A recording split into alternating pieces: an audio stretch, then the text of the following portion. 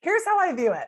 You're either in the extremes where you are so into this idea of exorcism that you want to know every detail, how it's done, what's going on, or you want to have nothing to do with it. Just the mention of it might enter into your household and it's do not have it.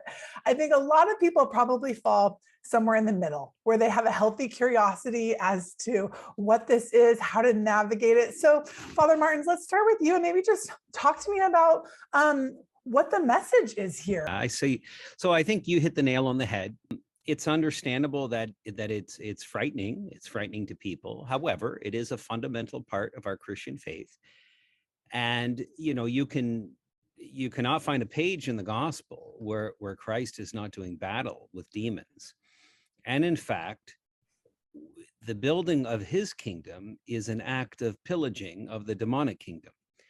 So Christ is God's repo man, if we can speak that way, where he's clawing back territory that he had given to Adam, our first parent, and Adam forfeited through his sin. Now I state this. I state that it was Adam's sin. Yes, both Adam and Eve ate from the forbidden tree, the forbidden fruit, but only Adam's act was a covenant destroying act, and that's why in the Catholic Church we call it the sin of Adam, not the sin of Adam and Eve, and why it necessitated a new Adam, because the covenant was made with Adam and not with Eve. So with regard to that, we have a pillaging happening that Christ is doing, and the devil is not happy about that. So this is something that it is a fundamental part of our faith, and people, they may not be into the devil, but the concept of what Christ is doing in freeing the people he loves from the grip of the enemy should be a concept that interests everyone, every Christian. Well, absolutely. And then it brings up the question of, how do you identify what that looks like? How do you know if spiritual warfare is real? Then how do we know if it indeed is some sort of dark or demonic presence, or if it's just an addiction or mental illness or something else that's gripping the person? How do you decipher those levels? Yeah, right. A very good question. So mental illness is a thing. Addiction is a thing. And sometimes those things can appear demonic. Especially mental illness, and some people, their mental illness is such that they cannot distinguish between what occurs inside the mind, what the mind is doing, the mind, of course, being manipulated by the brain, and the brain being sick, and what is objectively an act of evil. And so the only way to discover that is to discover supernatural activity that is beyond the natural. In other words, we have to test for that. And the three classic signs, insofar as the Catholic Church is concerned, which is laid out in our manual for exorcism, which we call the rite of exorcism, is superhuman strength. So strength that goes beyond what a human being is typically capable of. So a 120-pound woman normally cannot pick up a 320-pound man and throw him across the room, right? So if that happens, we have something here beyond the realm of the natural. Secondly, knowledge of unknown languages. And so what I'm talking about is not just a few words, but speaking in whole paragraphs with perfect grammar, speaking in a language that the person has never been taught. Thirdly is the knowledge of the hidden, knowledge of factual knowledge of things over which they could not possibly know. So, for example, to know what is happening 5 rooms down the hall with absolute precision at this point in time, to know where you were last week on Tuesday morning when you were in a completely different state, and can recite word for word, fact for fact, what you were doing, who you were with, how long you were doing that, and so forth. So those kinds of things point to there's no natural explanation for those kinds of things. You have to revert to the supernatural. Now, the devil is not going to just sit there and let you test for that. Like, okay, well, speak to me in a foreign language. He doesn't want you to know. He doesn't want you to be aware of his presence. So what he will do is hide. In order to get that information out, there has to be prayer applied, and prayer is torturous to the devil. And it will not take long for there to be a reaction. Now, somebody with mental illness, or even somebody who desires to fake, if prayer is being done, well, then they're going to react and they're going to play the part, so to speak. So that alone is not sufficient. The prayer, the spiritual activity, has to be done in a hidden way, such that the person who is in front of you is unaware that prayer is being done. And then if there are reactions, and those reactions happen on cue, now you've established the presence of the supernatural. So I have a question, and it's kind of twofold here. Is there a way to safeguard yourself against this happening? As a faith-filled individual, does a demon have authority to be able to come in? Is that a misconception? And then secondfold, is there something you personally have to do, your mind, body, before you enter into a situation where you may be performing an exorcism? Sure. Yeah. Well, let's start with your first question. How do people protect themselves? And they protect themselves by living in the fullness of the dignity and identity which God gave them. So it means walking with Christ. And if we walk with him, we are protected by him. And so that means living a good Christian moral life.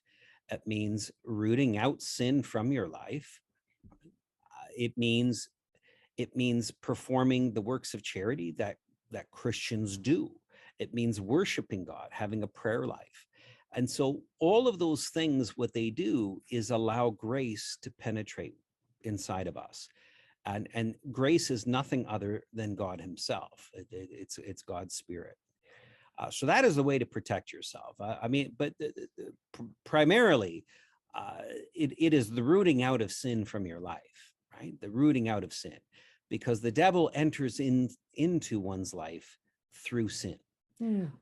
How I prepare myself for any exorcist? Well, of course, we pray, and we will fast before an exorcism. We do everything else that someone that any Christian would. We have a general prayer life. We have a connection to the Lord, and we cultivate his grace through living a Christian life.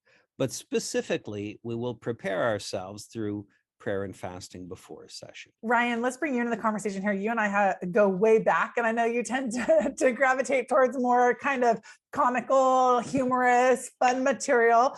So diving into this, what was it that drew you to it? And then kind of how you and Father Martins met for the creation of the Exorcist Files. So you're suggesting, Kelly, that exorcism wasn't what you felt would be my immediate next project? Yeah, I didn't either. There are days I wake up and you go, this is my life. What am I? I do love dropping into conversations when I go, excuse me, my exorcist is calling. So Father knows I have to keep, he's on top of the speed dial there. And it's a line I've been waiting years to be able to drop into a meeting. So yeah, this is a departure, but I will say that, obviously I love having conversations about the deeper things in life, and I'm always about getting at truth. And I know that what we're working on is going to sound bonkers to some people. I totally understand that. And I come at this as being sort of as from a production standpoint, I'm trying to be the skeptic, no pun intended, the devil's advocate here, and trying to be open about, all right, there's a lot of doubt and mystery and misconceptions about this. But after you interview and there's a certain number, when you've had a certain number, and for my case, well over 100 people who I know are like rational, smart, have no reason to mislead me, and they share stories of encounters with spirits, etc. You just start to go, okay, something's happening and I want to capture this. I actually I got to go visit the Vatican, which I recommend everyone do. It is, regardless of what faith you subscribe to, it is a place of just unprecedented and uncompared beauty. It is gorgeous. And I was fortunate enough to get to meet a few individuals there, one of which is a mutual friend now of Father Martins and I.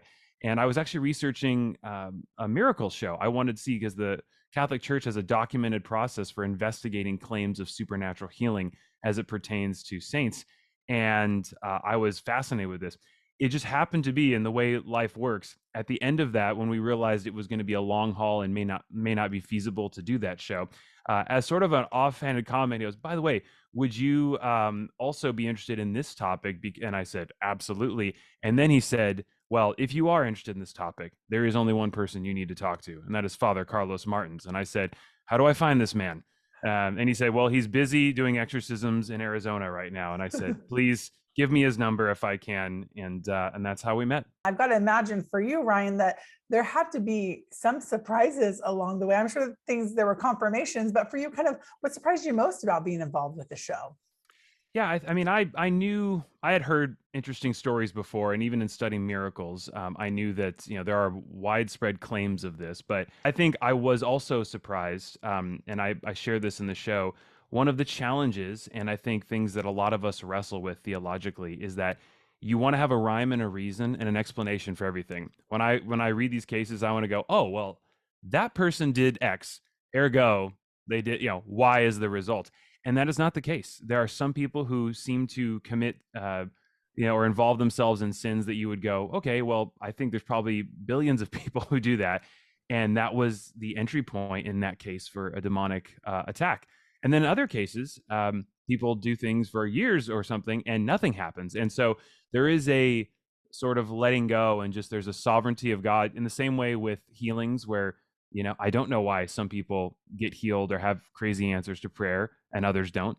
Yeah, and Hollywood's been fascinated with it for years, from hints of truth, they say, with like The Conjuring and so forth. Of course, the very famous The Exorcist. Father Martin's curious, how do these types of films sit with you? Does it set back what you're doing? Does it help? Does it help? Well, if it's the truth, it helps. What I find is most of the films about the demonic are just not truthful. They have a lot of creative license, and I think in the end, it kind of shows when Hollywood wants to create something terrifying. It doesn't create a movie about aliens or monsters, werewolves, vampires. What it does is it creates a movie about the devil, because there's something in the human person that abhors at the primordial level the devil, that there's a primordial instinct that in an exorcism movie that just is hit, and the people feel that to the deepest core of their being. So no one laughs, for example, in an exorcism movie. They may laugh in an alien movie. They may laugh in a horror movie with bodies being cut open and things like that, but they just don't laugh during an exorcism movie. So the fact it's not surprising that's a theme that Hollywood always goes to.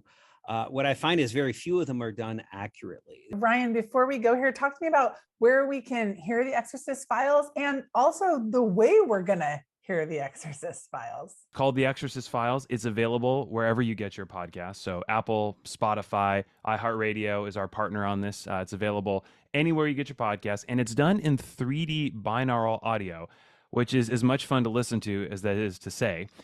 You basically, if you have earphones on, any old earphones will do, you will actually, during these dramatic reenactments, which we decided to do to help try and make this more authentic and bring it to life, we used a 3D mic to capture all the acoustics of every scene to try and give you an experience. Obviously, we hope and pray you never have to be in an exorcism. So this is the best case you're going to get, is to listen and learn. And I think it's a really cool immersive experience. So if you put on headphones, you'll hear all the quadrants, all the sound, and it's trippy. It's a really cool thing. But it comes out January 25th with our first episode dropping So we encourage everyone to go download it and maybe listen to it with the lights on.